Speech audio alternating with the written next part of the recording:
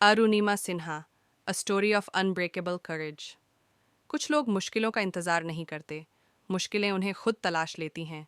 लेकिन असली योद्धा वह है जो टूटता नहीं, बल्कि टूटकर और भी चमक उठता है। आज की कहानी ऐसी ही एक नायिका की, अरुणिमा सिन्हा। वह लड़की जिसने मौत की कगार से लौटकर एवरेस्ट को अपनी मुट्ठी दो में कर लिया। 11 अप्रैल 2011। लखनऊ से दिल्ली की रात वाली ट्रेन रवाना हुई थी।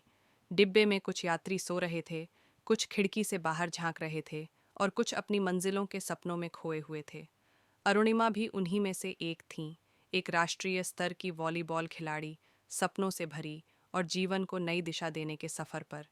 लेकिन अचानक 4-5 बदमाश उनके सामने आ खड़े हुए। चेन निकालो। लेकिन अरुणिमा उन लड़कियों में से नहीं थीं जो डरकर झुक जाईं। उन्होंने मना किया, डटकर खड़ी रहीं। बदमाश चौंक गए। इसकी आंखों में डर क्यों नहीं? और उनकी इसी हिम्मत ने बदमाशों को और उग्र कर दिया। उन्होंने अरुणिमा को धक्का दिया और पल भर में वह चलती ट्रेन से बाहर गिर गईं। रात घना अंधेरा थी और अंधेरा कभी कभी बहुत बेरहम होता है। जैसे ही वह गिरीं, दूसरी पटरियों पर एक ट्रेन तेजी से दौड़ती हुई आई और वह उसके नीचे आ गईं। और फिर एक सन्नाटा। जब अरुणिमा की आंख खुली तो उन्हें एहसास हुआ, पैर कट चुका था, शरीर बुरी तरह क्षत विक्षत था, खून तेजी से बह रहा था। चींटियां और कीड़े घावों पर चढ़ रहे थे, पर सबसे दर्दनाक था, पूरी रात किसी ने मदद तक नहीं की। वह पड़ी थीं, बिना हिले, बिना उम्मीद के, आकाश को देखती हुई। लेकिन उसी क्षण उनके भीतर किसी आवाज़ ने कहा, तू अभी खत्म नहीं हुई, तू पैदा हुई है लड़ने के लिए। और वह रात उनकी लड़ाई की शुरुआत बन गई। सुबह लोग आए, उन्हें अस्पताल पहुंचाया गया।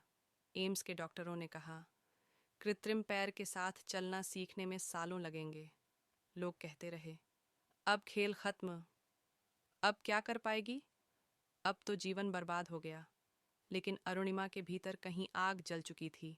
उन्होंने खुद से कहा, अगर जिंदगी ने मुझे गिराया है तो अब खड़े भी मैं ही होंगी और दुनिया देखेगी किस तरह होंगी।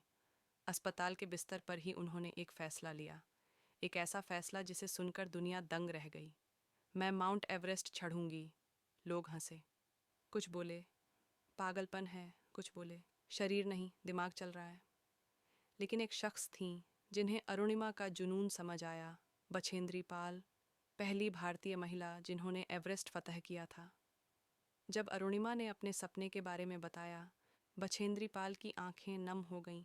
उन्होंने कहा, अगर तेरे मन में एवरेस्ट है तो तेरी मंजिल कोई नहीं छीन सकता। और प्रशिक्षण शुरू हुआ। ट्रेनिंग आसान नहीं थी।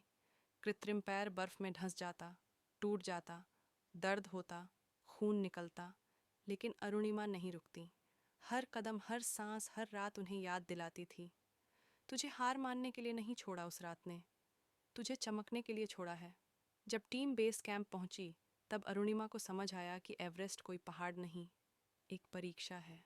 रास्ते भर बर्फ में जमे हुए पर्वतारोहियों की लाशें थीं। एक पल को डर लगा, क्या यही अंजाम मेरा भी हो सकता है? लेकिन अरुणिमा ने खुद से कहा, अगर मौत से डर गई तो मैं जी ही कब पाई। और वह आगे बढ़ती गई।